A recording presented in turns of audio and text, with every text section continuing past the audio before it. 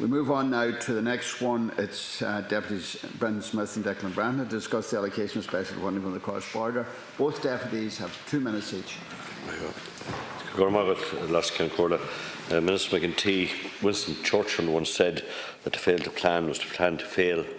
As in this context, Deputy Brendan Smith and I have raised the topical on the need immediately for a border corridor strategic development approach. The Northern Ireland border corridor will be the most impacted by Brexit, irrespective of what type of Brexit we end up with. The impact will be on an economic, political and social level. Economists agree that despite the supports which the border region have received to date, it still lags behind the rest of Ireland and indeed Northern Ireland. Those economists also agree that Brexit will exacerbate the situation. Whilst the employment rate in Ireland has grown overall since the referendum, it has faltered in the border region. What is needed is a fresh strategic approach supported by both governments to practically support the border region. There are 11 local authorities spanning north and south along the border, and they recognise the need and wish to develop solutions in conjunction with both governments. A document which I'm sure you're familiar with, Brexit and the Border Corridors, Risks, Opportunities and Areas to Consider, was commissioned by the local authorities, all of those 11, and clearly outlines the probable impact on Brexit.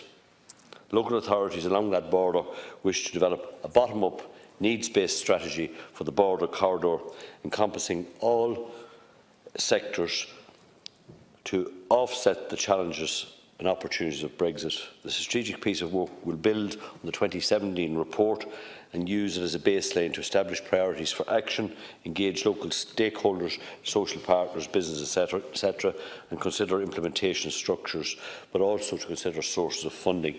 And I'll follow on after Deputy Smith. Thank you. I'll ask Concordia. I appreciate the Concordia giving us the opportunity to raise this very important issue and the Minister being present.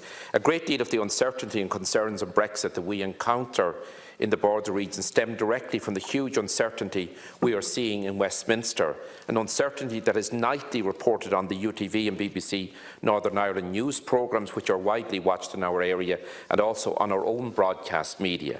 Those media are merely reporting the news, and there is no shortage of Tory and DUP MPs ready and willing to stoke up the uncertainty. It appears that such is the depth and extent of the impasse within the House of Commons that no one knows what arrangements can be made or what deal can be passed through Parliament.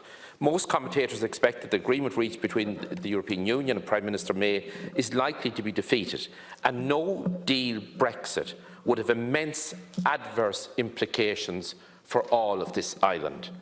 This House cannot ease any of that uncertainty now, but the government must ensure that there is reassurance to my community and to other communities along the border that we will be ready and resourced to ease the damage that Brexit could unleash on our region. I fully support the proposal that has come from some of the cross-border bodies and agencies such as the Irish Central Border Area Network, that's representative of local authorities in Cavan, Monaghan, Leitrim, Fermanagh and Tyrone, also the North West, Donegal and Derry, and the East Border region, which is applicable to Deputy Breathnach's region and your own county as well, Minister. There is an urgent need for the government to put in place a specific programme of assistance to try to protect the economy as it is, and also to try to grow the economy in the border region, which will have been adversely affected by Brexit. There is a huge knowledge, there is a huge ability within the local authorities working on a cross-border basis through those cross-border agencies to ensure that public funding would be put to good use. A bottom-up approach, as my colleague Deputy Breathnach said, would be the right approach, with a new stream of funding being made available to try to counteract the effects that Brexit will have.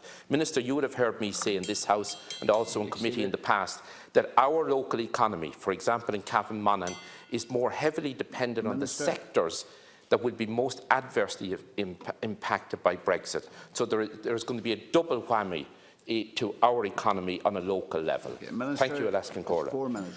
Thank you, Cathaoirleach, and thank you to both deputies for raising this issue. And I know, obviously, given where it is you're situated, how important this is to you and the concerns that you have. Can I assure you that we are planning, and we are not planning to fail on this from the very outset. The potential impact of Brexit and the importance of avoiding a hard border to the people living in all of the border communities cannot be underestimated. And as a government, we have been acutely aware of this from the very outset and the very beginning of these negotiations. As you know yourselves, in recent decades, whether it's business or communities, lives and livelihoods, they have developed, they have, I believe, prospered, although maybe not as much as the rest of the country, and people crossing the border with ease every day to work, to study, to visit family members, to connect with their local communities. We've seen this through cooperation, whether it's on a formal basis or an informal basis, and it's a very practical outworking of the peace process which allows for the normalisation of relationships between people across the island to mutual benefit. And we've seen, of course, the range of areas of cooperation which was recently published by the UK on the 7th of December, the list of topics which were discussed during the areas of the mapping exercise, and of course we'll see the EU publish something similar in the weeks to come. For these reasons, for peace and prosperity and partnership, this government has maintained the policy that the invisible border on this island must remain just that, invisible. It must remain open and free of any physical infrastructure, associated checks and controls. I've personally accompanied ministers on visits to the border region. I've briefed them and many others on the absolute need to maintain the current arrangements which have been so important to the many communities which both deputies have outlined. This includes the supports that are available for peace and reconciliation, as well as the challenges that face the border regions within their own towns and villages and their economies. The agreement on the withdrawal agreement of the UK from the EU, which has been endorsed by the European Council, and the political declaration on the future relationship, represents a fair and a balanced deal. It delivers on the shared objective of providing an absolute guarantee that a border will be avoided, while making crystal clear nothing in this agreement will prejudice the constitutional status of Northern Ireland and the principle of consent as set out in the Good Friday Agreement. There are also important provisions on protecting North-South cooperation. The agreement also recalls, and I think this is most important for the Deputy's questions, the commitment of the EU and the UK to the current Peace and Interreg funding programmes, but to a new Peace Plus programme which would build on and would continue the work of both Peace and Interreg. And this is not just recently agreed, this goes back as far as the December 17 EU-UK joint report, which stated that both parties would honour their commitment to the current Peace and Interreg programme, and that possibilities for future support would obviously have to be considered and examined favourably. The EU-funded Interreg and Peace programmes continue to act as important drivers of regional development for the border regions of Ireland and Northern Ireland. Interreg programmes, which again are funded by the EU, exist to address the challenges that are encountered by the border regions, many of which the deputies have outlined. In the case of Ireland, an additional and a very unique programme, the Peace programme, addresses the challenges in the regions arising specifically from the conflict. And I had the pleasure myself of recently visiting Belfast to meet with Gina McEntee and her team who work with the Special EU Programmes body. I met with groups who receive both the Peace and Interreg funding, and I think the positive impact is very visible to see, and it's very real for those who receive it, from the young people who I met whose families are still impacted by the troubles, to the students who are working in Ulster University on various different cross-border programmes, to the groups who are working together to combat and tackle racism. Ever since the UK referendum on the EU and the UK membership, our government's very clear and consistent position has been that it is committed to the successful implementation of the current programmes, but most importantly to a successor programme. To that end, we've been working extremely closely with the European Commission at all levels to ensure that this important source of funding for the border region continues post-Brexit. I'm very pleased that this government's ambition for the programme was reflected in the withdrawal agreement, and that we will continue to work to ensure that these commitments are fulfilled. We also want to continue to work and to ensure that the border communities are supported to prepare for Brexit, and I think that's why 2 of the 6 Getting Ireland Brexit Ready events which have taken place over the past few months were held in the border regions in Monaghan and in Letterkenny. We want to work with these border communities to prepare them for Brexit, making sure that programmes into the future like Peace and Interreg, or Peace Plus, which it will be called, will not just receive continued funding, but hopefully increased funding as well. Deputy Breathnach has 1 minute. And I want to thank the Minister and acknowledge her great work in this area. Minister, I think the point I'm trying to make here is that while Interreg and Peace funding has been tremendous for the border region, that there's something additional required that is a bottom-up approach that is led by the local authorities and communities along the border.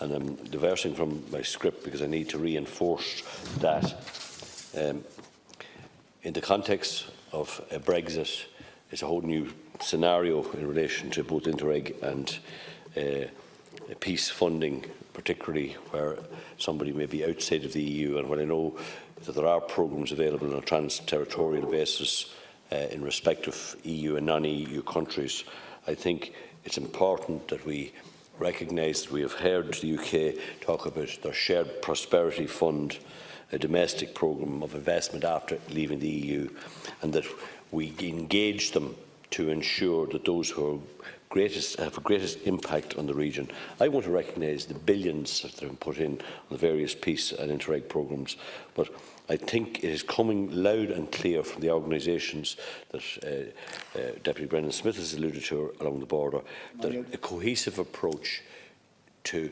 directing the money where it is needed. The peace and Interreg is going to be a continued requirement, because if you go into the Belfasts and the Derrys of this world, a lot of the monies haven't even filtered down to where the problems are. Thank you, Cancora. Like Deputy Breathnach, I thank the Minister of State for her reply, and also to acknowledge her work in this whole area. Could I also just agree with Deputy Breathnach? The peace programme, the initial peace programme, Interreg programme, they were established in the mid-1990s. That was to support the peace process at that time.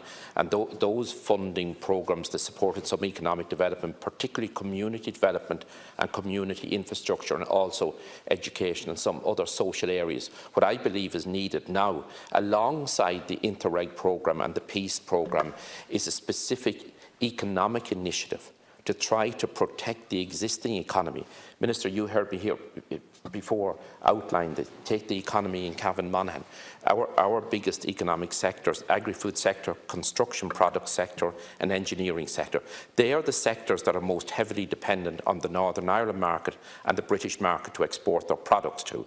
They are the areas that would be most adversely impacted. To try to protect jobs, to try to grow the economy locally, we need a specific initiative with a local economic dimension to it. That's why we need a new programme to be administered through the cross-border agencies that have those agencies that have a cross-border remit. And I think, Minister, at this particular time, it's essential that the government consider, along with the British government, the establishment of such a specific stream of funding for economic development and economic protection as well.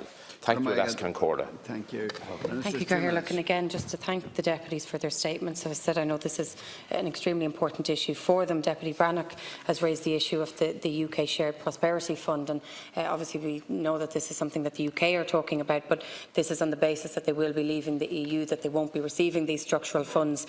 We, of course, won't be leaving the EU and have no intention to do so, and I don't think, or I think we would be foolish to even consider that. So obviously we're not going to put in place a fund to replace EU structural funds when we will still be in receipt. What we need to ensure is that moving forward, the commitment which has been very clearly given, I think, not just from the Irish Government, from the UK Government, from the EU as well, is that Peace and Interreg funding will not just continue to the end of the 2020 programme, but that Peace Plus and the development of the current programmes.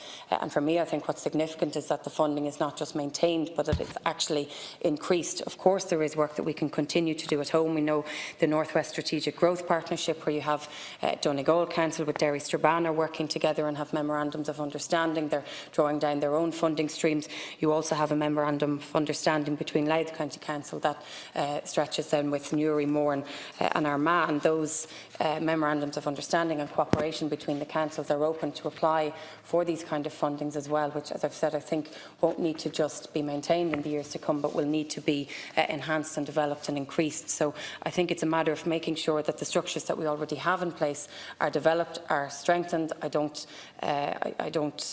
for a second doubt what it is that you're trying to do and in your request, but I think we have a very clear structure. We have a body in place, as I've said, a very good team working to make sure that this funding goes to where it needs to go. And obviously in a post-Brexit world, what we need to ensure is that the Peace and Interreg programme looks at the communities that may be specifically impacted and that where support is needed, that it is given. Of course, there are other areas that we are currently working on. Agriculture, as Deputy Smith has outlined, is an industry that has already been impacted, whether it's in the border communities or not. and that's why over the past 3 budgets we have allocated over 750 million in specific direct payments for the farming community, whether it's the dairy sector, beef, horticulture or otherwise. But again, just to thank you for raising this issue. It is absolutely a priority for us to make sure that border communities are not impacted, and I want to work with the deputies, and I know the Minister and the Taoiseach would want to work with the deputies to ensure that that is the case moving forward. Thank you, Minister McEntee.